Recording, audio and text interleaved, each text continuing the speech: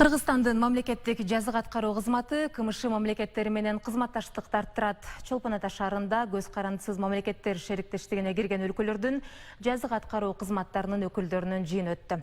Анда буга чейинки кеңешмеде кабыл алынган келишимдердин ишке ашуусу, Кыргызстандын тажрыйбасы, жазык аткаруу кызматына жумушчуларды дайындоо сыяктуу маселелер талкууланды. Ошондой эле 7-чи кеңешмени Тажикстанда өткөрүү боюнча иш мерчеми кабыл алынды. Белгилей кетсек, КМШ өлкөлөрүнүн жазык аткаруу органдарынын кезектеги кеңешмеси Кыргызстанда биринчи ирет уюштурулду. Ага Казакстан, Россия, Беларусь, Тажикстан мамлекеттери жана ЕККнун өкүлдөрү катышты. Ал эми Армения жана Өзбекстан өкүлдөрү онлайн форматта иш алып барышты.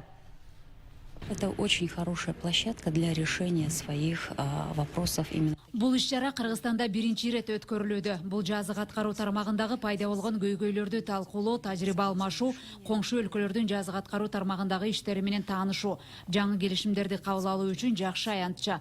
Бүгүнкү иш-чарада да бир нече чечимдер кабыл алынат. Очень приятно быть на территории республики.